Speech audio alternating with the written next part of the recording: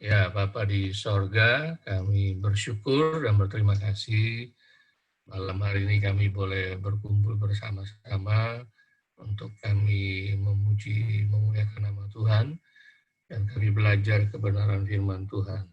Tuhan perlengkapi kami supaya kami menjadi anak-anak-Mu yang efektif bagi kerajaan sorga.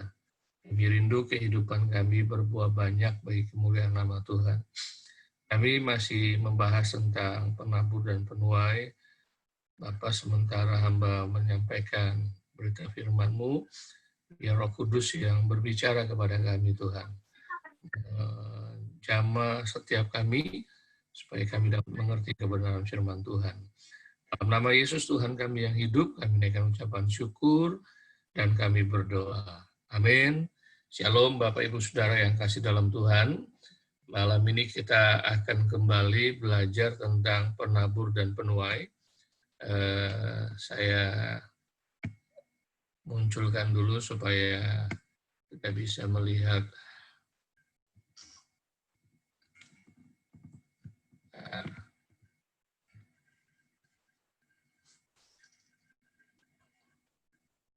Nah, saudara, kita masih belajar tentang penabur dan penuai. 2 minggu setiap Rabu kita belajar bagaimana Yesus bisa dipakai oleh Bapaknya untuk menjadi penabur dan penuai. Dan sekaligus dia bisa menuai banyak orang-orang Samaria pada waktu itu ya. Nah, kita belajar, saya akan menyimpulkan dulu untuk mengingat minggu lalu apa yang kita sudah pelajari. Nah, Yesus dipimpin oleh Roh Kudus. Jadi yang pertama, kalau kita mau jadi penabur dan penuai, kita mesti belajar peka dan kita mesti belajar taat sama pimpinan Roh Kudus. Dan saya percaya inilah waktunya pelayanan orang-orang kudus dipakai Tuhan, tidak lagi mengandalkan hamba-hamba Tuhan besar atau top, tapi Tuhan mau bangkitkan gerakan orang-orang kudus untuk menuai Tuhan yang sudah menguning ini. Jadi pertama kita belajar bahwa Yesus mengalami pimpinan Roh Kudus, lalu Yesus membuat pertemuan yang disengaja. Jadi Yesus sengaja duduk di perigi Yakub supaya dia bisa ketemu dengan orang yang memang sudah dipersiapkan oleh Tuhan Allah untuk ditabur dan dituai. Nah, ketika terjadi percakapan, Yesus mulainya dari kebutuhan hidup jasmani terlebih dahulu.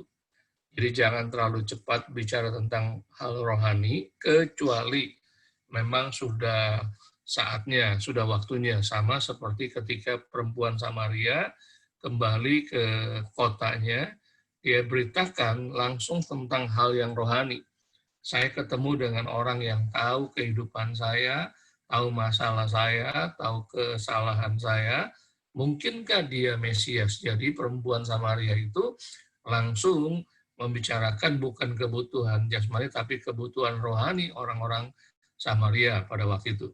Nah, saya berharap 3 poin ini masih membekas di dalam pikiran dan hati kita, supaya ketika waktunya tiba, Roh Kudus memimpin kita, kita bisa lakukan penaburan dan penuaian ya.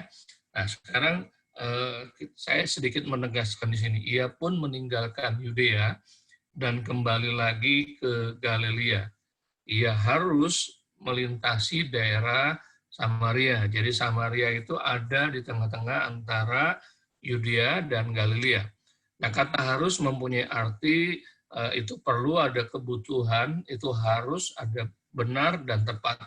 Jadi Yesus tahu pimpinan Roh Kudus yang menolong dia, tahu bahwa dia ada kebutuhan untuk dia harus melintasi daerah Samaria.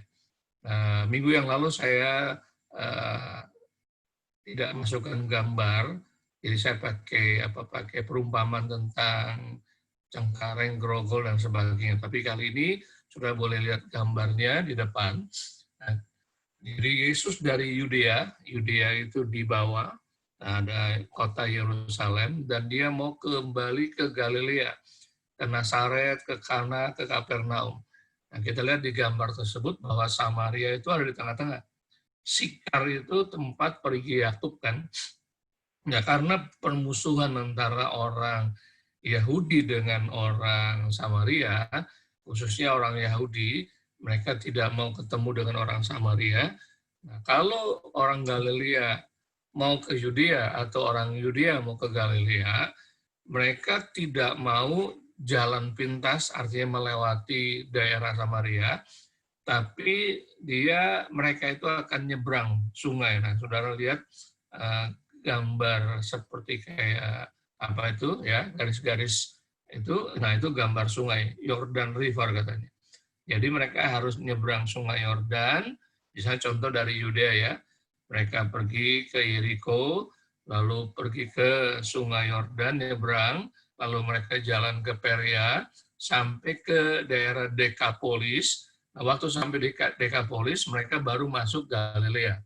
Jadi mereka tidak akan melintasi daerah Samaria. Kenapa? Karena di mata orang Yahudi, Samaria itu tidak ada artinya apa-apa. Nah, kita udah belajar latar belakangnya. Samaria itu adalah kerajaan Israel Utara, lalu Yahudi adalah kerajaan Israel Selatan, yang pusatnya ada di Yerusalem, yang satu ada di Samaria. Nah, saudara, Yesus dari Yudea ke Galilea harusnya dia menyeberangi Sungai Yordan, tetapi karena pimpinan Roh Kudus, dia harus melewati daerah Samaria dan tiba di Sikar. Nah, di Sikar itu sudah satu kota juga yang luas, tapi Yesus tahu pimpinan Roh Kudus untuk dia duduk di samping perigi Yakub. Kenapa? Karena ada seseorang yang sedang dipersiapkan Tuhan untuk dituai hidupnya oleh Tuhan ya. Nah, jadi saudara lihat ada punya gambaran seperti ini. Jadi kita harus belajar taat pimpinan Roh Kudus, walaupun tidak masuk logika kita, walaupun di luar kebiasaan kita. Ya, orang Israel, orang Yahudi mau dari kota ke kotanya, dia nggak mau lewat Samaria, tapi karena kepekaan dan ketaatan Yesus, walaupun tidak pada mestinya, tapi Yesus tetap datang mengikuti pimpinan Roh Kudus. Nah, saudara, malam ini saya mau ajak saudara untuk melihat kebenaran firman Tuhan bahwa saat ini adalah saat penuaian. Jadi waktu-waktu ini sebetulnya waktu penuaian. Nah, saudara, kita sudah belajar dan baca di Yohanes pasal 4, jadi Yesus tidak sendirian, Yesus bersama-sama dengan murid-muridnya. Nah, ketika Yesus sedang lapar, murid-muridnya pergi ke kota untuk membeli makanan. Nah, sementara murid-muridnya pergi ke kota membeli makanan, terjadilah perjumpaan ilahi antara Yesus dengan perempuan Samaria tersebut. Nah, ketika sudah selesai, perempuan Samaria kembali ke kota, barulah balik murid-muridnya ke Yesus kembali dengan membawa makanan. Mereka bilang sama Yesus, Yesus, guru, ini makanan untuk kita makan sama-sama. Yesus bilang, makananku ialah melakukan kehendak Bapakku di sorga. Nah, ada satu ayat sesudah itu yang akan kita telaah, selidiki lebih dalam lagi. Nah, ayat ini berkata, bukankah kamu mengatakan 4 bulan lagi tibalah musim menuai? Tetapi aku berkata kepadamu, lihatlah sekelilingmu dan pandanglah ladang-ladang yang sudah menguning dan matang untuk dituai. Nah, saudara, bisa ini kita bisa artikan secara harfiah, tapi kelihatannya kalau kita perhatikan secara harfiah agak bertolak belakang. Kenapa? Karena keadaan pada waktu itu mengatakan bahwa 4 bulan lagi baru tiba musim penuai. Jadi 4 bulan ke depan. Jadi faktanya tanaman yang mereka padi atau gandum yang mereka tanam itu masih hijau. Jadi tunggu 4 bulan lagi musim penuai. Tapi Yesus berkata kepada mereka, kepada murid-muridnya, lihatlah sekelilingmu. Nah, Kalau kita lihat, kalau kita pakai harafiah ya, pakai arti hurufiah, berarti waktu murid-muridnya melihat memang tanaman gandum atau tanaman padinya belum siap dituai. Kenapa? Karena 4 bulan lagi. Tapi aku, kata Yesus berkata kepadamu, lihatlah sekelilingmu dan pandanglah ladang-ladang yang sudah menguning dan matang untuk dituai. Jadi, Yesus mengajak murid-muridnya untuk melihat dengan mata rohani. Yesus ajak murid-muridnya untuk melihat dengan mata iman, bukan melihat tanaman padi atau gandum yang masih hijau, lalu tiba-tiba jadi kuning untuk siap dituai, bukan.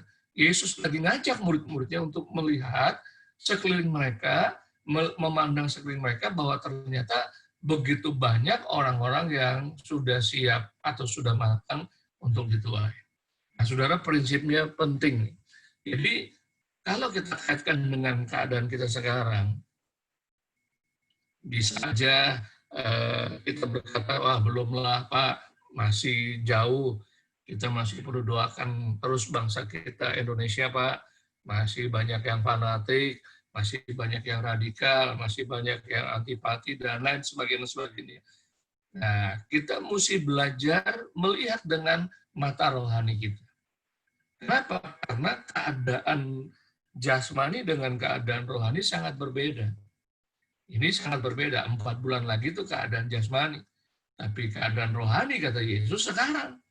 Lihat sekelilingmu, pandanglah ladang-ladang yang sudah menguning dan matang untuk dituai. Jadi Yesus mengajak murid-muridnya untuk membuka mata rohaninya. Jadi sekaranglah waktu penuaian. Nah, di Yesaya 60 ayat yang kedua.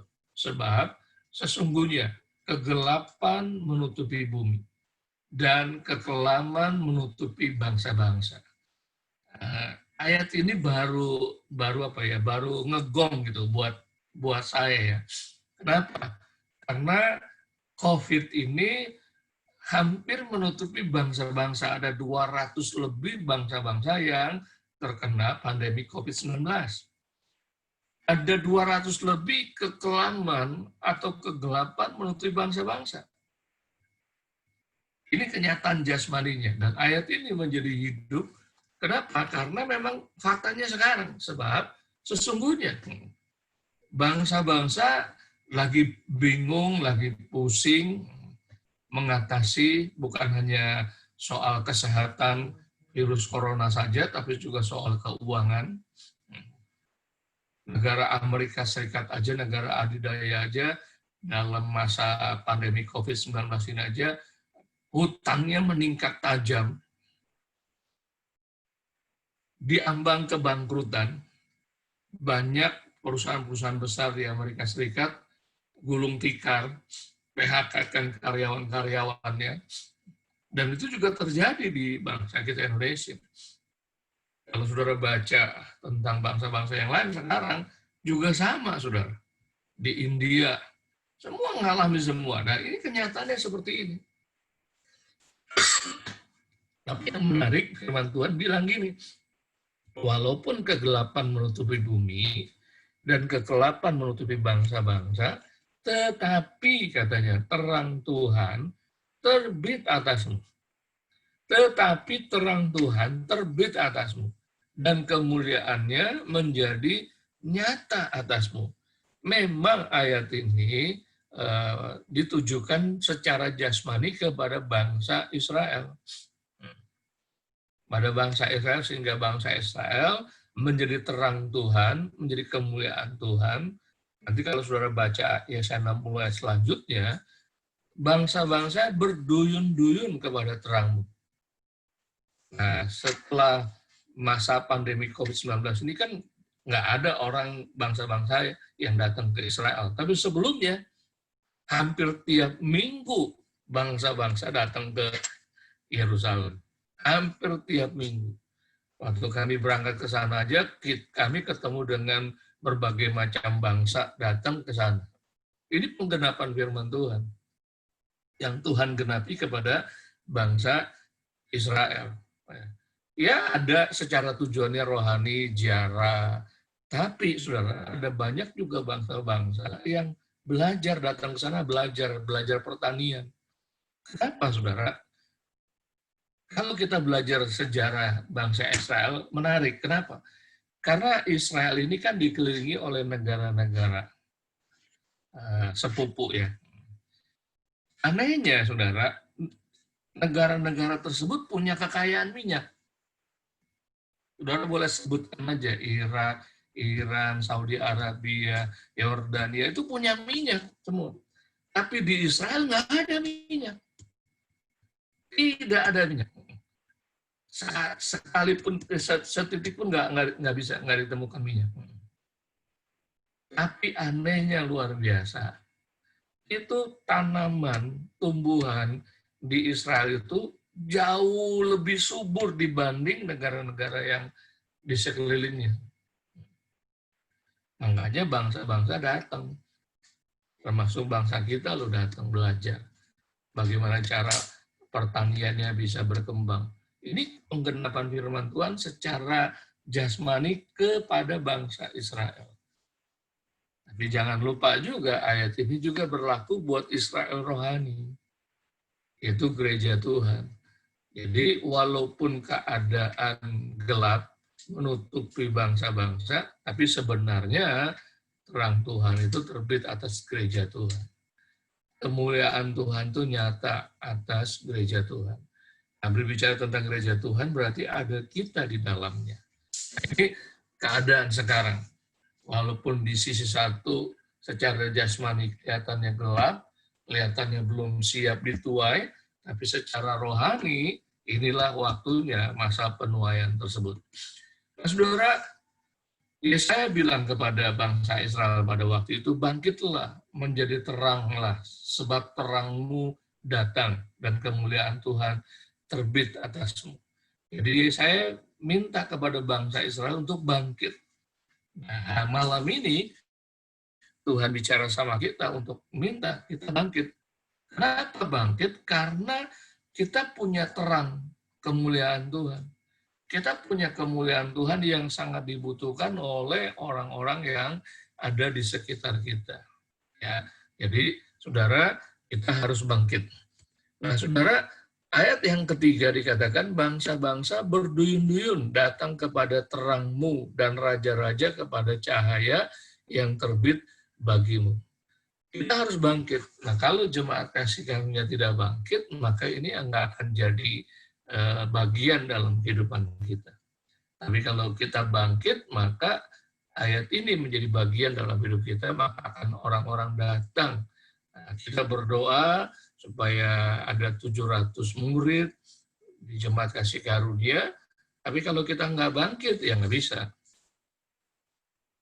Bukan berarti Tuhan nggak mau jawab doa kita, bukan. Tuhan jawab dengan apa? Dengan permintaannya kita bangkit. Bangkit menjadi terang. Nah, saudara, apa sih yang menjadi bagian kita? Oh, kita udah belajar malam hari ini bahwa memang sekaranglah masa tuaian itu. Kalau saudara sudah keluar dengar laporan sana-sini, ini waktu-waktu yang genting. Kenapa? Karena terjadi banyak PHK. Saya dapat laporan dari teman saya, ada kurang lebih ratusan ribu, kalau nggak salah ya, keluarga-keluarga Kristen di ambang perceraian, termasuk orang-orang yang belum percaya. Alasannya sederhana, mungkin saja masalah ekonomi yang terjadi dalam rumah tangga mereka. Beberapa minggu awal setelah masa COVID, pemerintah mengeluarkan sebuah info bahwa meningkatnya kekerasan dalam rumah tangga, meningkatnya kekerasan dalam rumah tangga. Ya, secara psikolog mereka bilang, ya karena kan dulu kan ya ketemunya di rumah paling sore, malam, tidur, pagi berangkat kerja. Nah, sejak masa pandemi COVID kan tiap hari ketemu terus, dan akhirnya bisa nggak cocok, bisa ribut. Nah, kalau menurut saya itu salah, alasan yang paling rendah. Alasan yang cukup tinggi adalah alasan ekonomi. Nah, alasan ekonomi inilah yang membuat krisis terjadi dalam keluarga-keluarga. Nah, itu keadaan sudah keadaan yang gelap di bangsa kita Indonesia. Tapi di satu sisi yang lain, sebetulnya secara rohani inilah waktu penuaian. Nah, apa sih bagian Anda dan saya, bagian kita? Saya mau ngajak bapak-bapak, ibu-ibu, saudara yang ikut pemuritan ini, mulai malam hari punya kerinduan yang lebih, saudara. Saya yakin saudara sudah punya kerinduan. Sudah tidak diragukan lagi, kita setia sampai 104 hari kalau nggak salah, atau 5 hari pada malam hari ini, tapi tingkatkan kerinduan kita untuk kita dipakai oleh Tuhan. Jadi waktu berdoa, doa Tuhan pakai hidup saya Tuhan. Pakai saya Tuhan. Supaya saya bisa menuai tuaian Tuhan yang sudah menghuni. Pakai Tuhan, pertemukan saya dengan orang-orang yang memang Tuhan sudah siapkan. Tuhan. Saya mau ajak saudara untuk kita doakan itu. Menjadi topik doa utama kita tiap malam, bahwa Tuhan, pakai saya Tuhan, Tuhan pakai saya, Tuhan pakai saya, Tuhan urapi saya Tuhan. Cuma kalau kita nggak lakukan itu, ya nggak bisa. Ada seorang hamba Tuhan yang menggoncangkan Skotlandia. Dia berdoa gini sama Tuhan, Tuhan berikan aku Skotlandia, kalau enggak biarkan aku mati. Dan hamba Tuhan ini dipakai oleh Tuhan untuk menggoncangkan Skotlandia, untuk membawa bangsa Skotlandia datang kepada Tuhan di zamannya itu. Mau nggak kita punya kerinduan lebih? Tuhan, pakai saya Tuhan. Ketemuin saya dengan orang-orang yang memang Tuhan sudah persiapkan, supaya saya bisa bawa mereka kepada Yesus. Mungkin salah satu alasan kenapa kita belum mengalami tuaian, mungkin salah satu alasan ini juga. Kita belum menaikkan doa ini secara serius, secara sungguh-sungguh. Tuhan pakai saya untuk menjadi penuai. Nah, khusus sejak 3 minggu yang lalu, tiap hari saya berdoa. Bukan hanya buat saya sendiri, tapi buat jemaat kasih karunia. Tuhan, pakai kami menjadi penabur dan penuai itu. Pakai kami menjadi penjala-penjala manusia. Pertemukan kami Tuhan dengan orang-orang yang memang Tuhan sudah siapkan. Minggu depan kita akan belajar ciri-ciri orang-orang yang memang sudah disiapkan oleh Tuhan untuk dituai.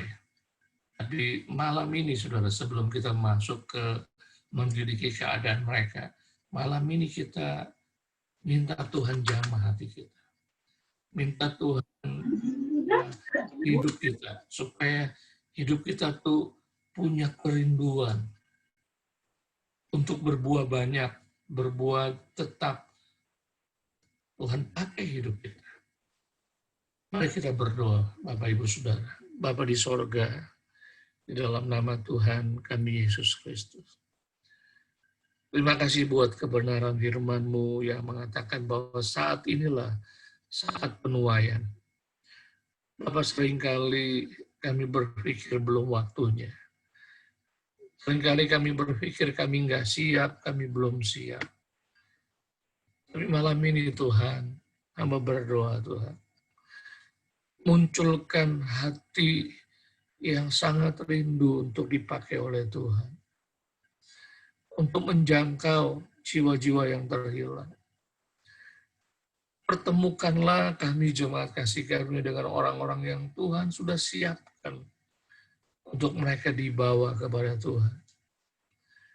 Urapi kami Tuhan. Buka mata hati kami supaya kami dapat melihat sekeliling kami. Kami dapat memandang sekeliling kami Tuhan, bahwa tuaian memang sudah menguning dan siap untuk dituai. Kami berdoa buat Bapak Ibu Saudara yang hadir bersama-sama malam hari ini. Kami berdoa biar kebenaran firman Tuhan ini masuk ke dalam hati kami. Membuat kami bergairah, antusias, semangat untuk kami menjangkau orang-orang yang terhilang. Baik kemuliaan nama Tuhan. Terima kasih Bapak. Biarlah doa-doa kami dipenuhi doa-doa dengan doa-doa untuk Tuhan pakai kami, Tuhan.